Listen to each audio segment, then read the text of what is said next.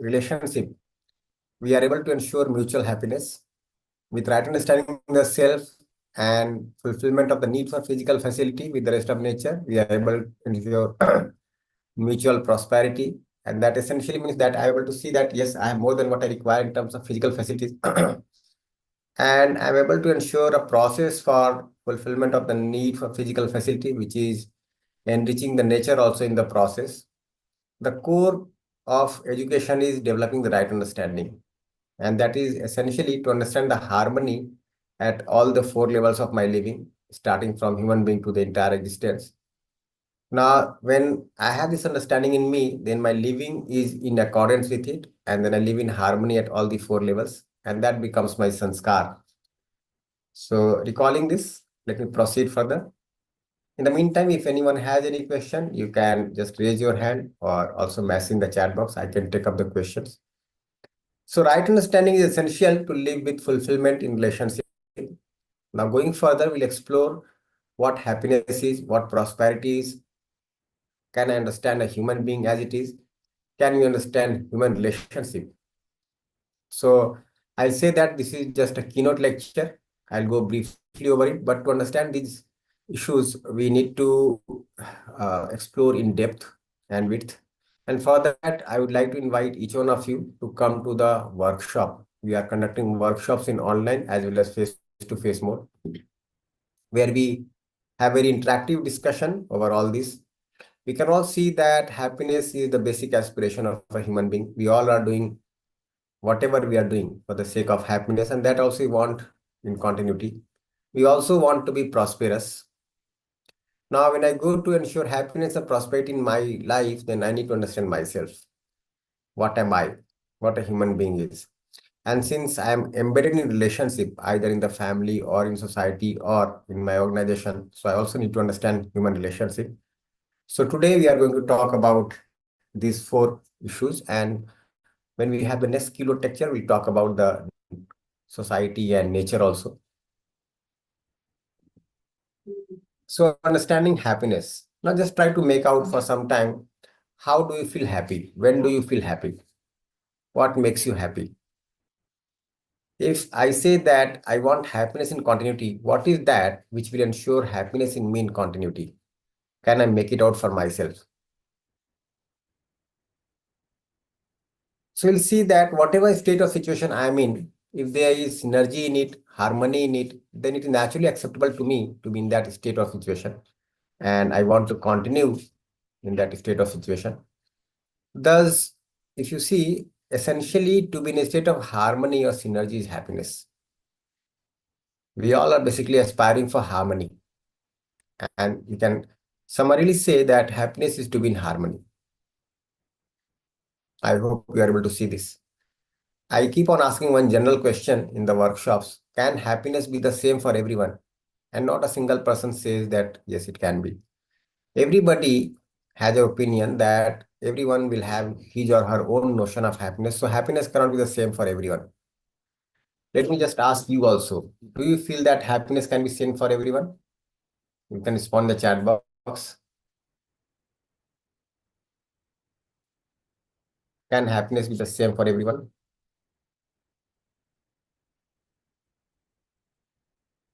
Now, if I understand that happiness to be in a state of harmony, so can you see that everybody essentially aspires to be in harmony? And if happiness is to be in harmony, then it is the same for everyone. Everybody is aspiring for harmony, working for harmony within one's own self, in the family, in the organization where one is working, in the society around. So try to explore it, try to find it out. Unless the happiness is the same for everyone, we cannot be mutually happy in every relationship. And this is what is happening. So you'll see that as an outcome, we are not able to see mutual happiness in our life. But that is essentially because we are conditioned to think that happiness cannot be the same for all, and we are not able to see that happiness is to be in harmony. So try to make it out. On the contrary, the state of situation in which I live, there is disharmony or contradiction in it, that is not acceptable to me naturally to be in that state of situation. And I want to come out of that state of situation. But still, if I am forced to be in that state of situation where there is disharmony or contradiction, then I feel unhappy. So essentially, unhappiness is disharmony. Happiness is harmony. For example, look into your thoughts. If there's contradiction in your thoughts, right, you feel unhappy, uncomfortable. You want to come out of those thoughts. If there's overthinking about some issue, you're not able to resolve it, and there is lack of synergy in your thoughts, lack of harmony in thoughts, you want to come out. But if you're not able to come out, you feel happy.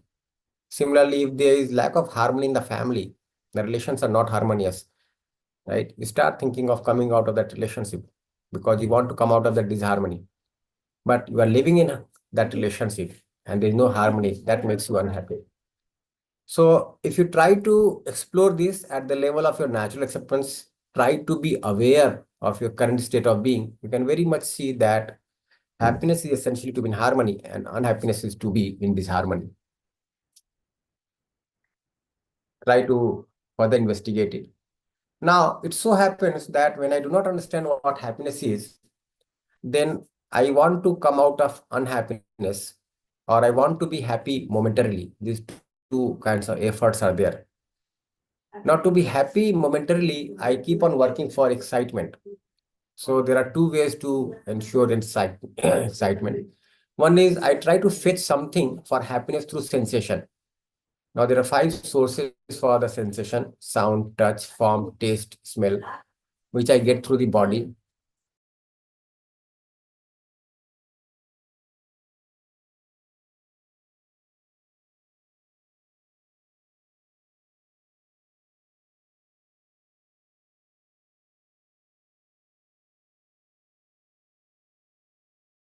Yeah, I hope I'm audible. So one source of excitement is sensation through the body. But you'll see that whatever sensation I get through the body, the happiness that I try to derive out of it does not sustain. So initially, it may be tasty and necessary for me, the sensation that I get. Gradually, it becomes unnecessary. And then it also becomes tasteless, and gradually it becomes intolerable. So this particular sequence will apply. Whenever I try to derive happiness through sensation from the body, after some time it becomes intolerable. So a slight observation will indicate that this can never be the source of continuity of happiness. Similarly, I try to get some favorable feeling from others for happiness. And here also I can see that it cannot be sustained. It is indefinite, it is not continuous, and there is dependence outside. In fact, through these two sources where I try to get happiness from sensation or through some feeling from the other, I'm dependent on something outside. And whenever I'm dependent on something outside for happiness, it cannot be continued. We can very much see this. One natural conclusion from this is that happiness can be continuous only when the source is inside. And that essentially means that if I have the right understanding, right feeling inside, I naturally feel happy every moment. If I lack that, I do not feel happy every moment. And then I either run for excitement or I try to escape from unhappiness. So overeating, oversleeping, consuming something like gutkha, alcohol, drugs. And finally, if none of these works, then we can also see that people go for suicide, right? So there is a temporary escape from unhappiness here, but we do not have the definite program for happiness. So understanding harmony at all levels of our being is essential for this transformation to achieve our full potential visual human being. Kind of transformation is desirable through education, isn't it? Essentially, education is the process to enable this transformation, the development of the consciousness.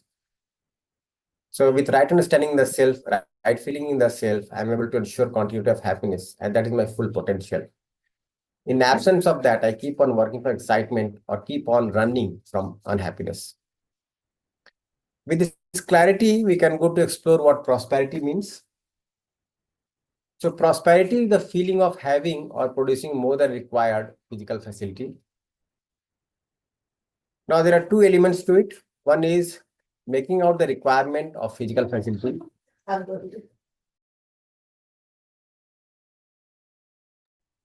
One is making out the requirement of physical facility, and the second is having or producing more than what is required. Now, without understanding prosperity, we are not able to identify our need for physical facility, and we keep on consuming more and more physical facility. We do not feel we have enough and tend to accumulate more and more by any means, and in the process, exploit other human beings as well as deprive the rest of nature. We can also see that without understanding prosperity, our conduct is indefinite and we run into unethical practices to accumulate more and more, to indulge more and more for the sake of happiness or prosperity. But when I understand prosperity, I'm able to identify my needs for physical facility rightly, and I'm also able to pick the right kind of skill with which I'm able to produce more than what is required. And then I feel I have more than enough and tend to then share with the other, nurture other human beings as well as enrich the rest of nature. So with understanding of prosperity, I have one kind of conduct. Without understanding prosperity, I have another kind of conduct which is indefinite, which is not mutually fulfilling. So we look at the society, many unethical practices, right? And they are essentially because the right understanding of happiness is not there. The right understanding of prosperity is not there. Due to which we are able to see so much of indefiniteness in the conduct of the human being and so many unethical practices in the society. So when we try to address the unethical practices at the core, we have to understand what happiness is, what prosperity is.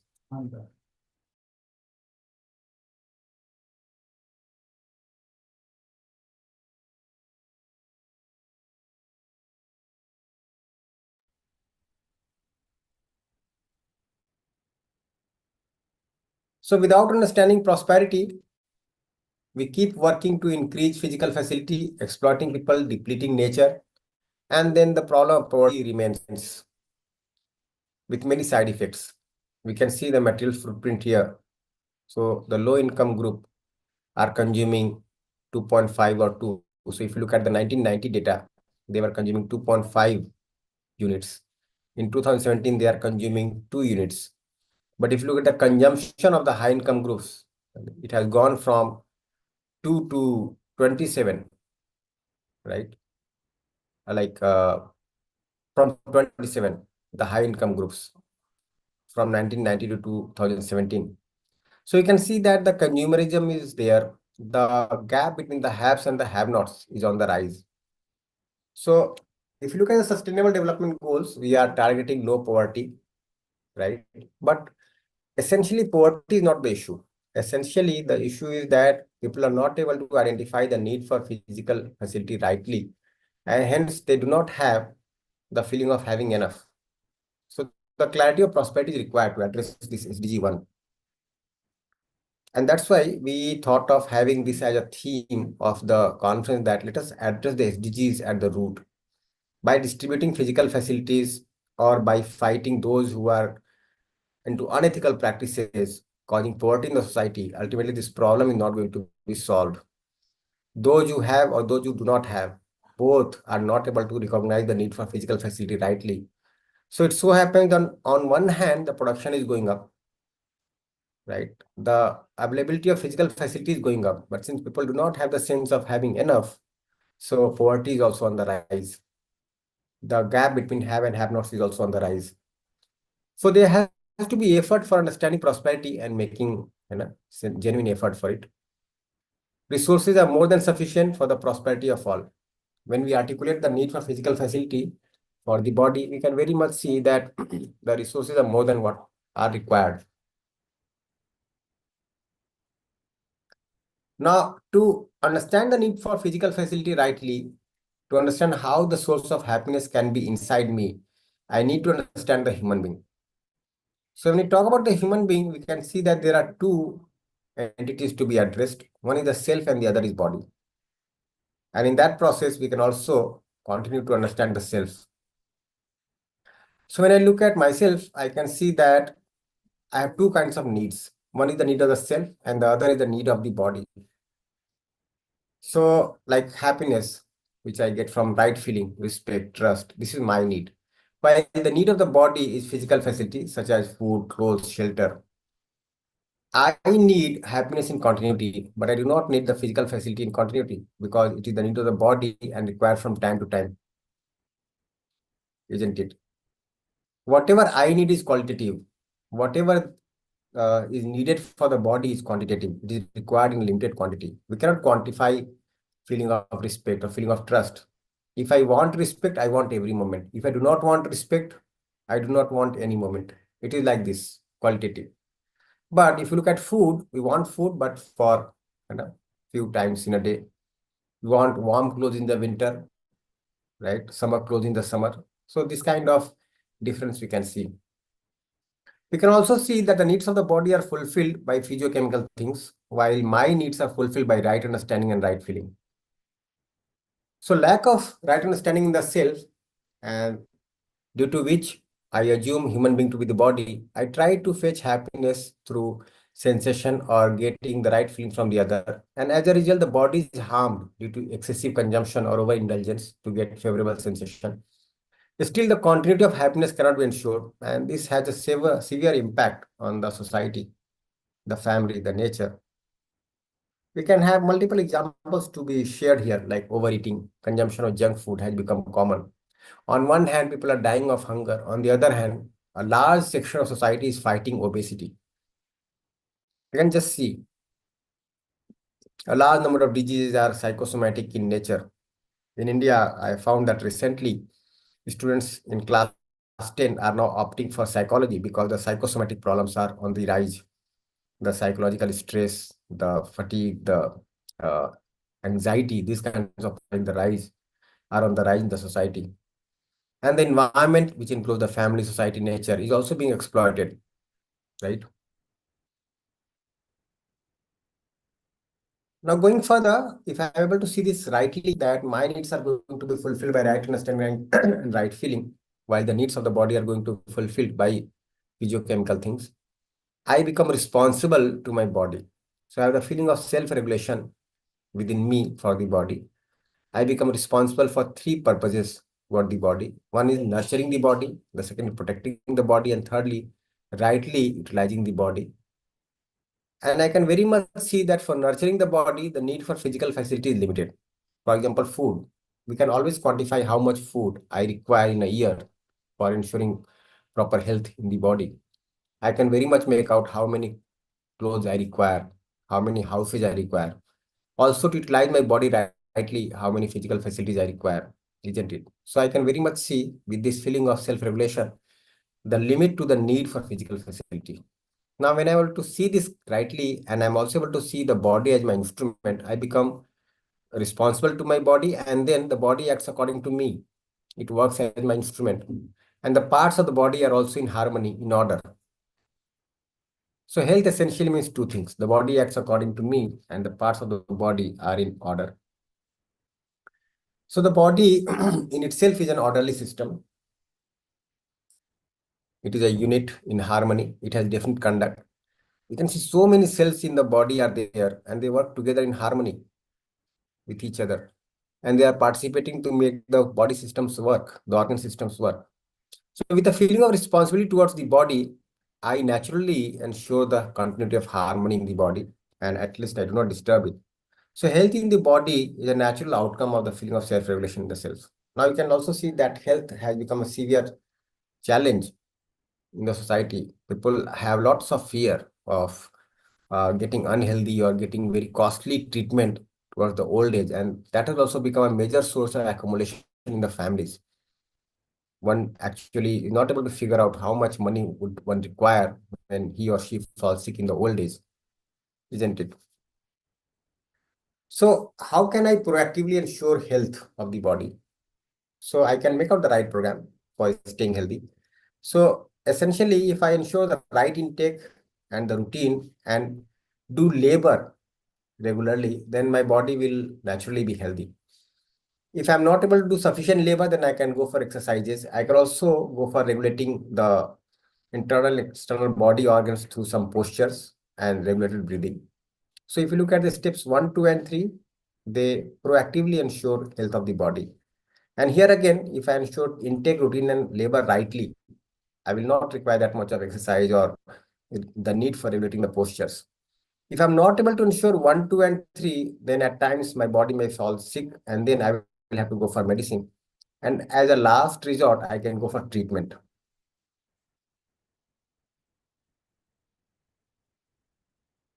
Yeah, in fact, I was thinking that I have time.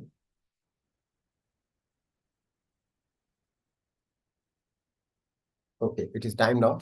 So this was just a demo session for the keynote lecture. So what I'll do, this session has to continue for 1.5 hours. I'll not go at a stretch for covering the entire content. So I sum it up by saying that we talked about the meaning of happiness, the meaning of prosperity. We talked about the coexistence of self and body, and we also saw what health means and how self-regulation can naturally ensure health of the body. And we can also ensure the right program for ensuring health of the body. So this is all from my side. I conclude here. Thank you all.